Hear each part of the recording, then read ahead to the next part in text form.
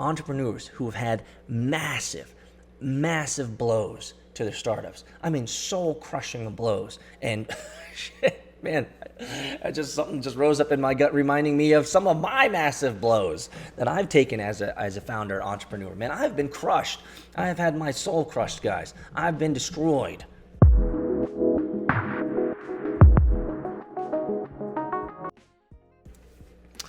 What's up, internet friends, founders, and the Entrepreneur Curious? You've made it, and you're here. It's Venture Daily, news bits from a founder's perspective.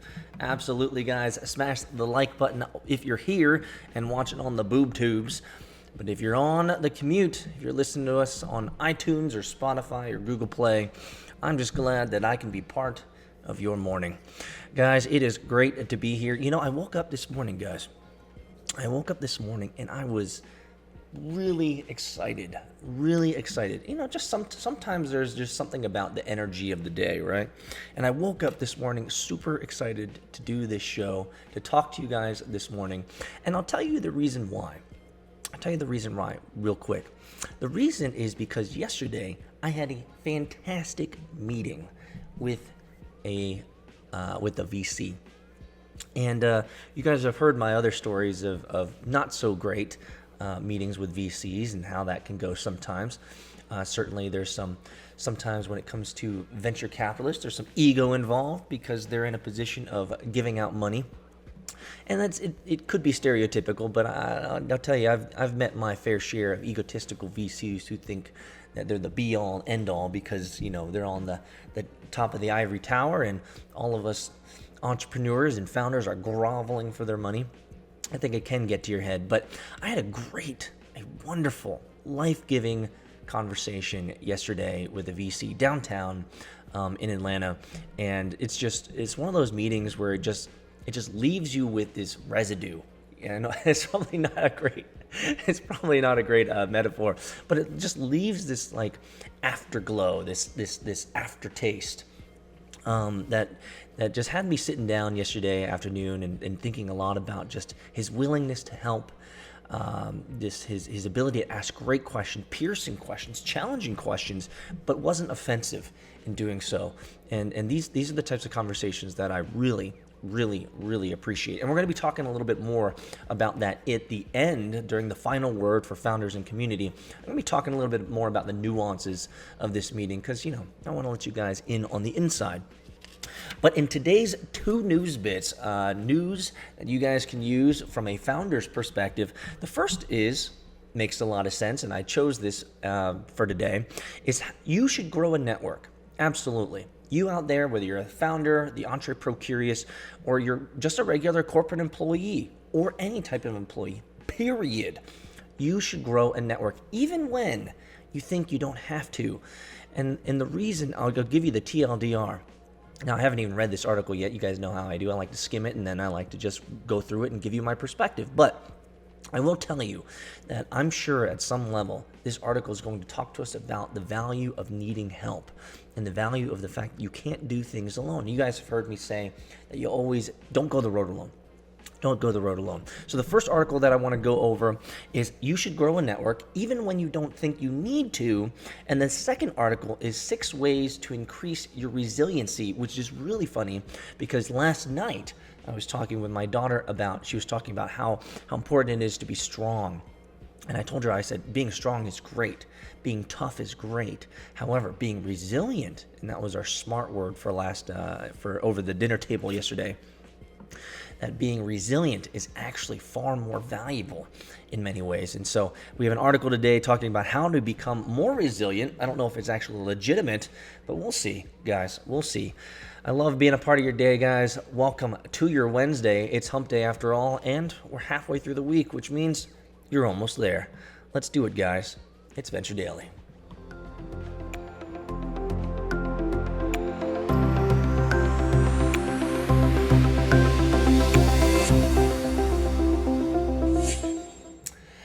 So, you should build a network, even when you don't think you need one. This is by Dory Clark. There are plenty of reasons professionals don't network enough. We're all busy. I get it. Some have stressful family obligations. That would not include me. My family's relatively easy. We got crazy weekends for karting and racing. Others are introverts who don't take the process naturally, of course.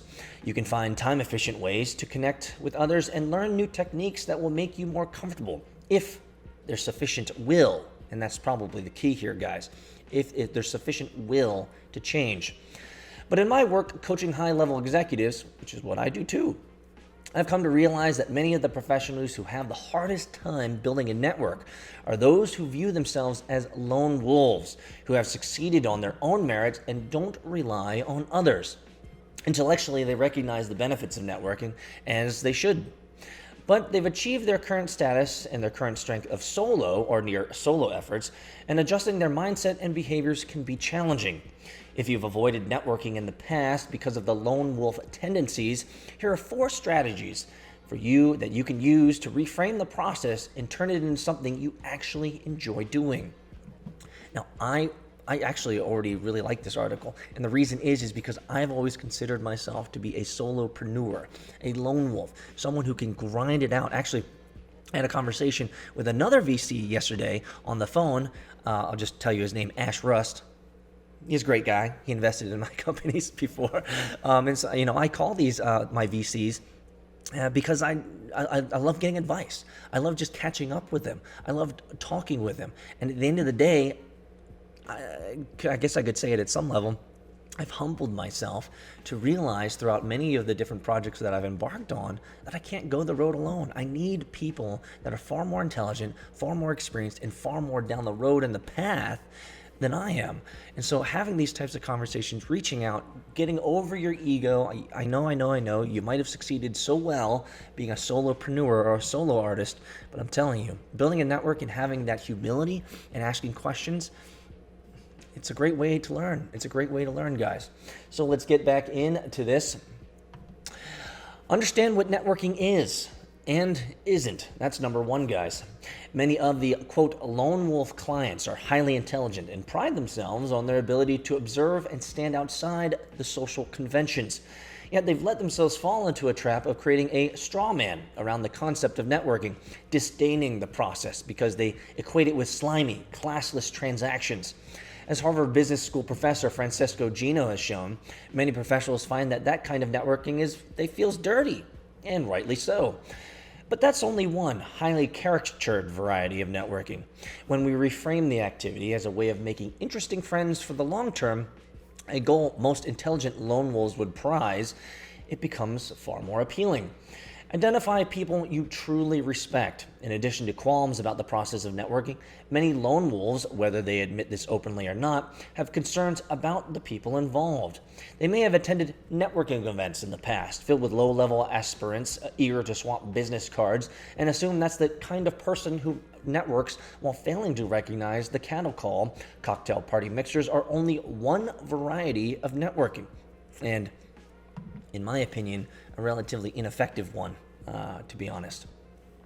Certainly, there are other professionals that lone wolves respect, but they're few and far between. That's why I have my lone wolf clients create a wish list of people they'd like to connect with, even if it's unclear how to do so. Clarifying who these people are, a respected author, a senior executive colleague, a thought leader in one's field, help illuminate the possibilities, a shared LinkedIn connection perhaps, or the fact that you're both attending an upcoming conference.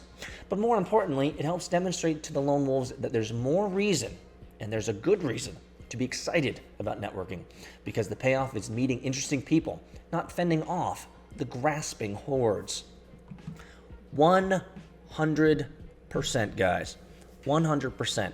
As someone who does kind of self-identify as a lone wolf because of my grind mentality and my hustle mentality, I will tell you, I've been to many networking events in the past where I have been like, WTF, why am I even here?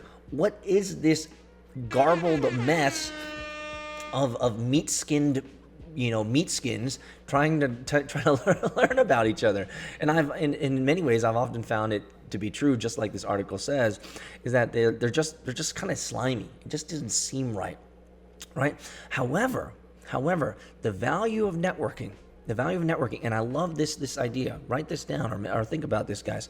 Writing down a list of people that you'd like to meet and could help you on your journey, your career path, your project, your hustle, that's exactly what I did. That's exactly what I did. In my notes, in all of these notes, guys, see all these notes of all these people? Look at this. This is all just this year, the last couple months or so. Guys, when I started VC hunting, when I began my journey to build my own venture fund and move into the venture fund world, how I'm going to get there, I have no idea. I could find a partner, someone to anchor my LP. I could join a venture fund as a principal or advisor, or maybe move into partner. Like, there's all sorts of options for me. But here's the thing. I wrote a list down of all the people for VC hunting, all these super successful VCs, like Bill Bryant, like Tim Draper, like Heidi Roizen. Like, these are the people that I wrote down on my list that said, hey, I need to interview these guys because these guys are far farther in the future, and they're successful VCs. They're the people that I aspire to be. And I wrote their names down, and I continued to network until I got those people on the line. And then you guys get to benefit from my fun conversation. I'm telling you guys, writing down a list of people that would help you grow in your career, your hustle, your startup, I'm telling you, it's a very powerful, like, forcing function of sorts to get you moving and to get you networking. Number 2, lone wolves know that networking is supposed to be useful in general, yes, but they are often unclear on how it could help them, since they've been successful heretofore without exerting any effort in that area. Well, lone wolves can only get you so far.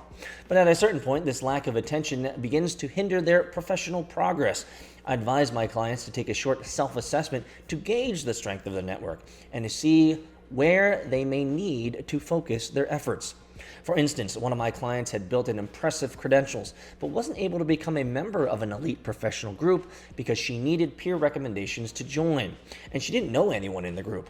We developed a thoughtful strategy to build these relationships over time, and she eventually gained entry, but it took much longer than it would have if she had been connecting with her professional colleagues in small ways over the years.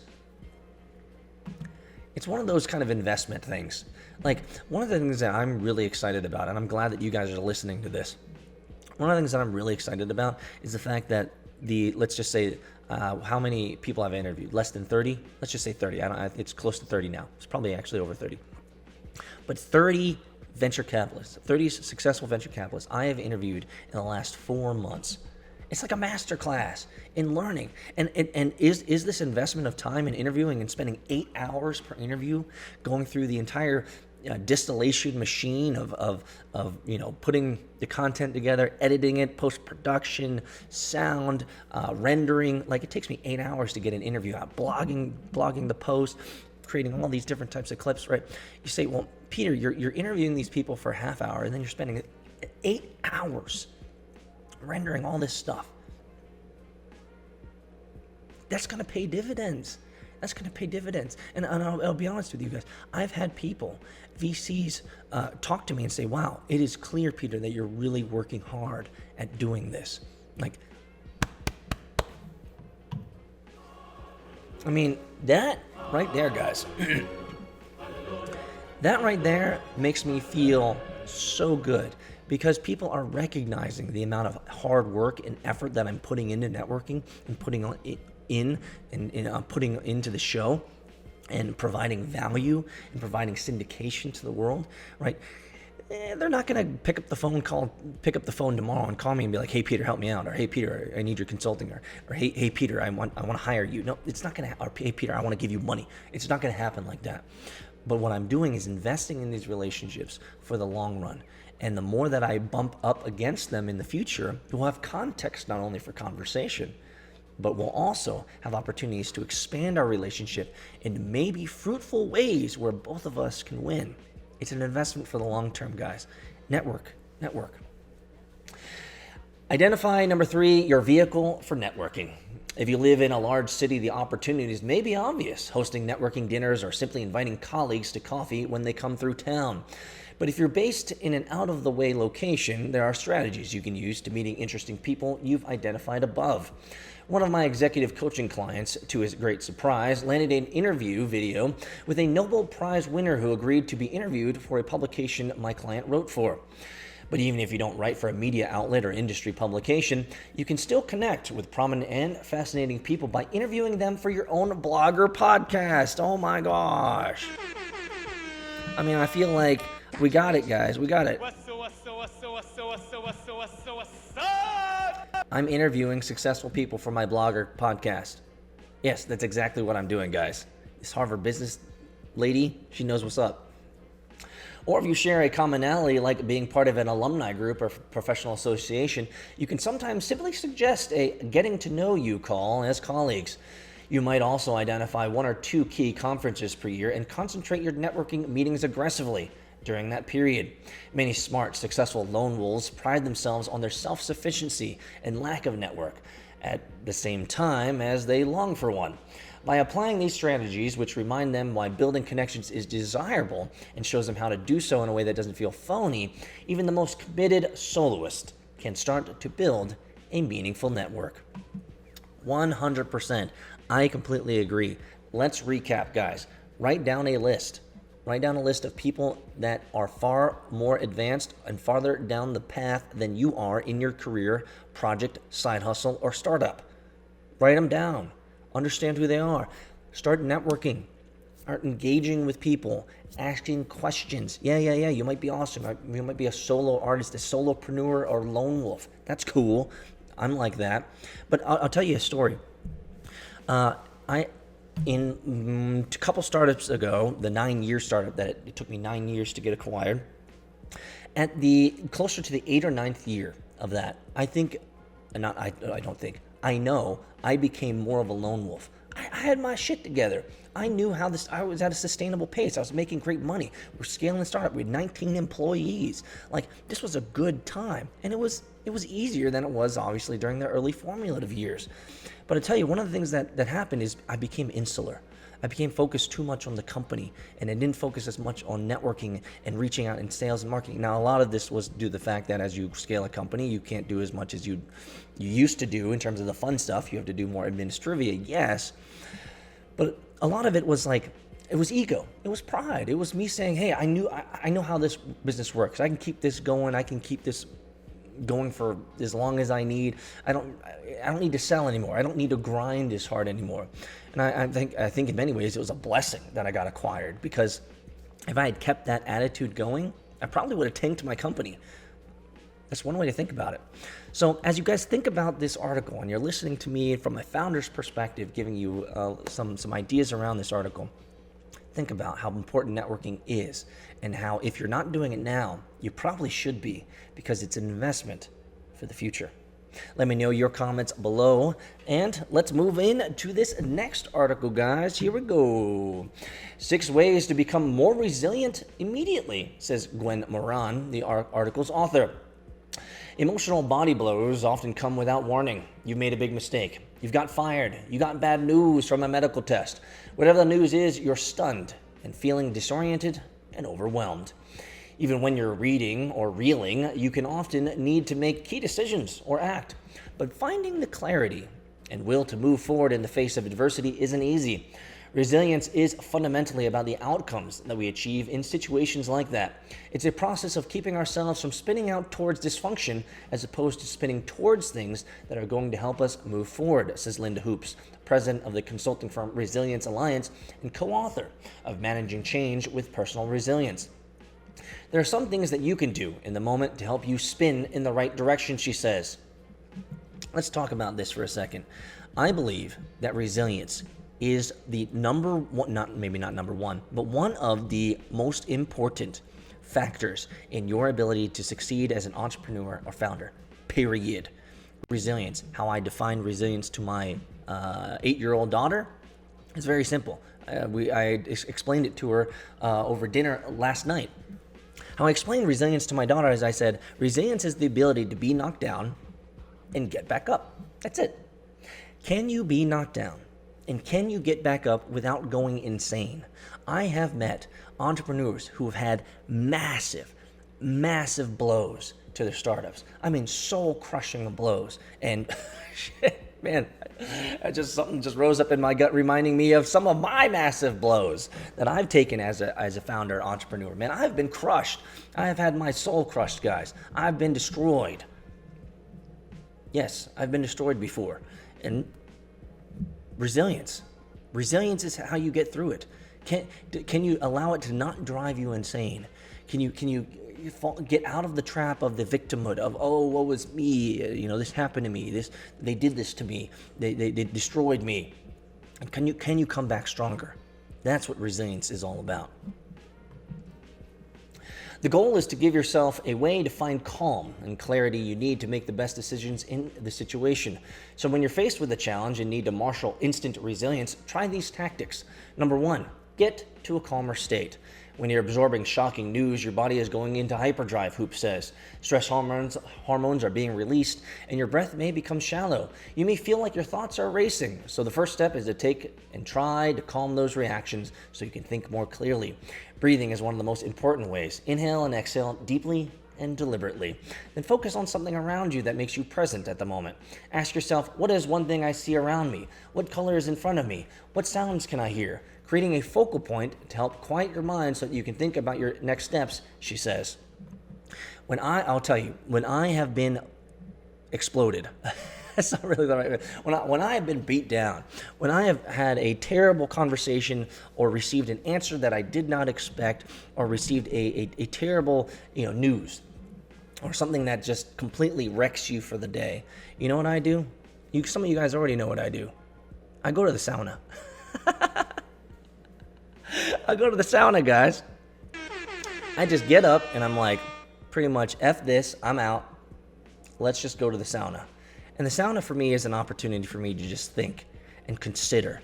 Because here's the thing about the sauna, and I guess there's some contextual relevancy to what the author is saying here. She's saying, find your state of peace. Get to a point of calm. Right? For me, it's impossible to be wild in a sauna.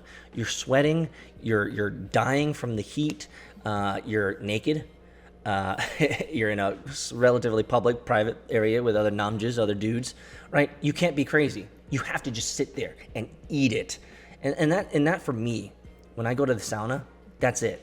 If anything soul-crushing or something drastically happens and I just need time as a forcing mechanism to make me think, I just go to the sauna and I just eat it. I sit in it and I ruminate about it. Not in a negative way, but I consider, what can I do next? That right there is my state of calm.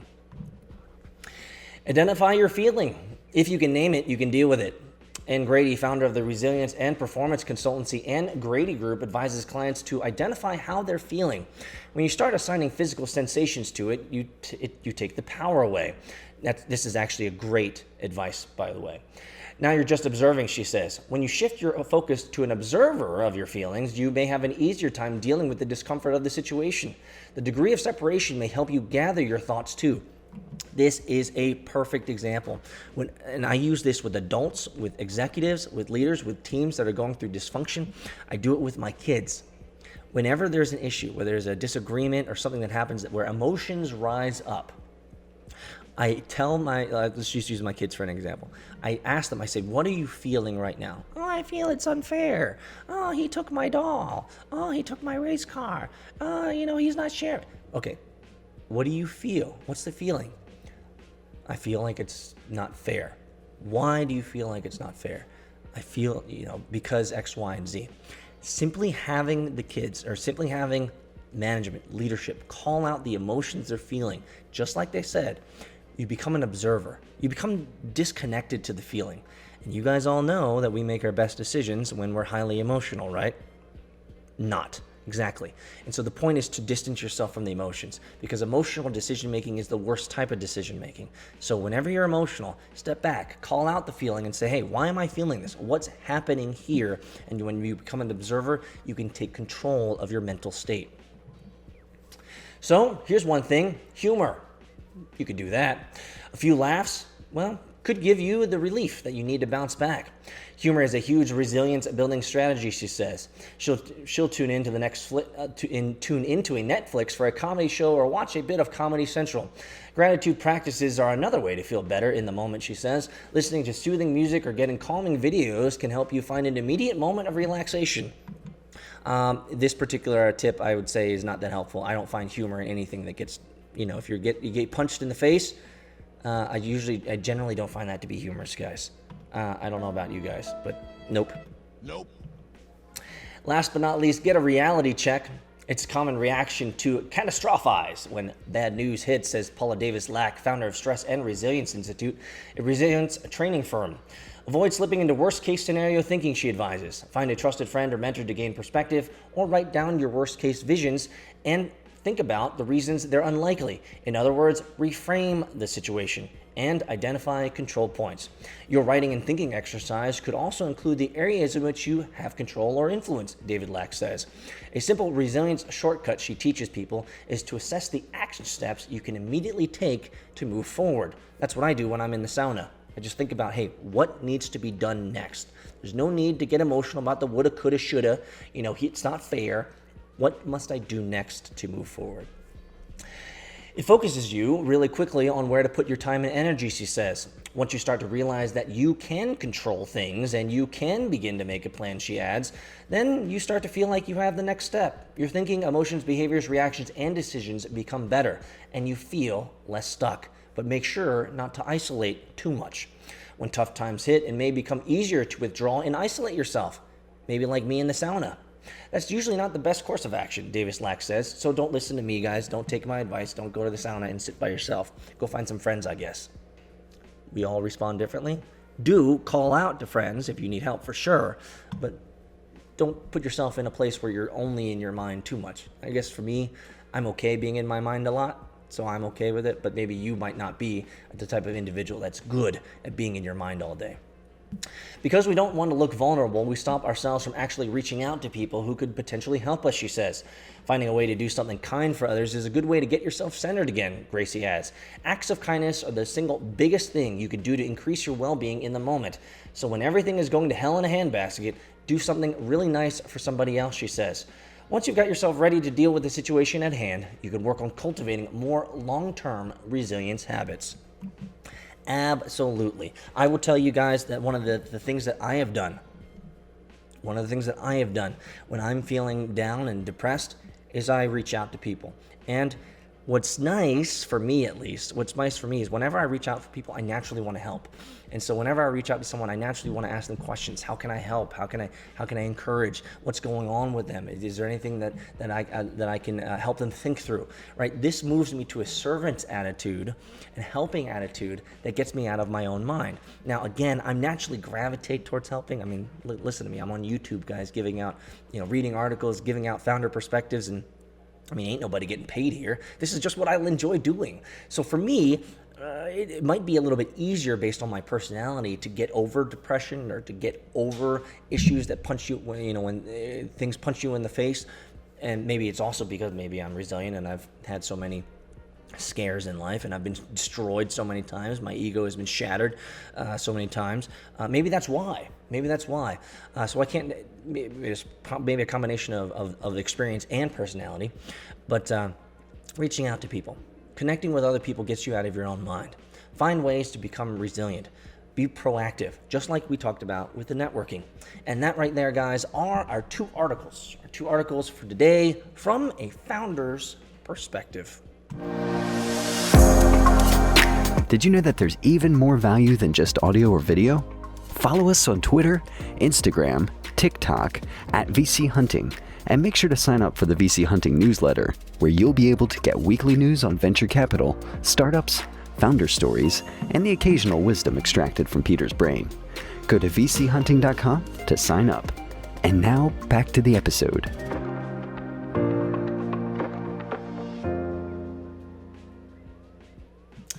Well, in today's final word for founders and the community, I already talked about it and prefaced it in the beginning of today's show, but I want to continue on with this great conversation that I had with a VC downtown yesterday.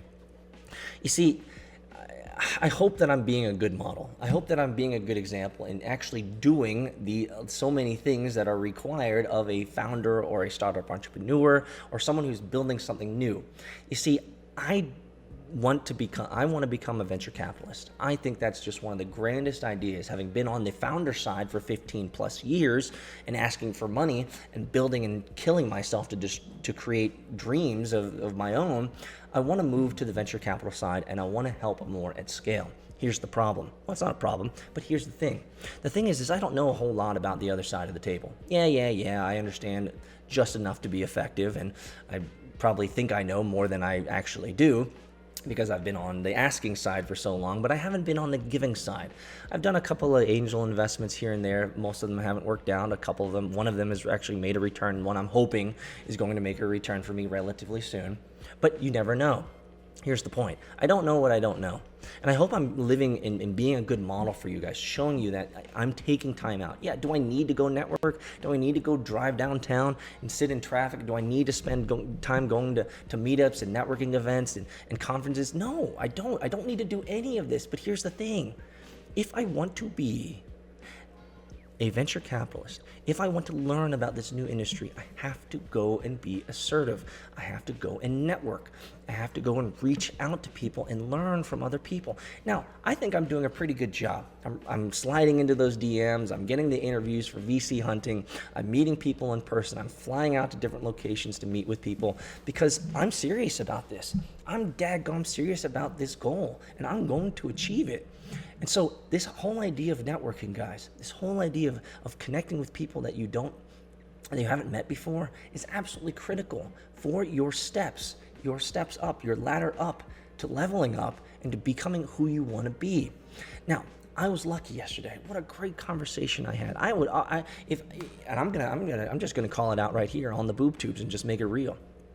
If this guy would be willing to mentor me, and I might think, I'm actually may consider asking him if he would like to be my mentor. And maybe this is another conversation for, excuse me, I got the celery juice coming up, guys. But you guys know I do this raw, no edits, guys. But I actually might think about asking him to be my mentor. I've had mentors in the past, and oh my gosh, guys. Mentors, game changing. I would go as far as to say that in many ways, one of the biggest reasons why I've been able to succeed in the projects is because I've had a mentor, someone who's willing to invest their time, which they'll never get back, their advice and their resources to helping a young blood like me, a young buck like me, on the come up. And having someone be in a mentor position, having someone who could pour into you all of their knowledge, all of their wisdom, all of their guidance is absolutely, it's life-changing. That's all I have to say. It's life-changing in the good way. And so this is the type of individual that I met yesterday and had a conversation with. I mean, he came in and asked me such great questions. The beyond the icebreaker type stuff. I mean, he just dove right in, asked me questions, told me I need to think about X if I'm going to be doing Y, told me I need to be thinking about A if I'm going to be doing B, have I considered C, asking me really tough questions where some of the answers I said, I just don't know the answer. And he said, well, then you're going to have to go research it. You're going to have to go find out that answer because that's so important for A, B, and C. All right, these types of individuals, man, I could show you my notes, guys. I could show you my notes right here.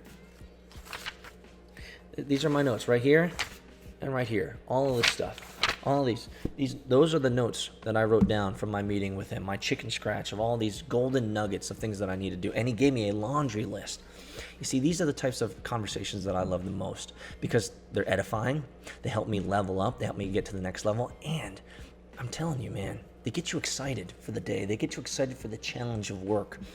And so you might end up seeing, not a whole lot of people last this long in the video anyway, so not a lot of people are going to hear this, but I will give you a hint. You might see me working with this guy. You might see me doing a little more collaborations with this guy in the future. So I'm really excited about it, and I wanted you guys to know that I had a great conversation. I'm moving towards the goal, and I'm hoping I'm leading by example. So if you're out there, you're a founder, you're the entrepreneur curious, keep hustling, my friends. Keep going. It's worth it. And If you keep doing it, trust me, you'll win. Thanks so much for hanging out with me today, guys. It is Wednesday. Keep crushing it. I'll see you tomorrow.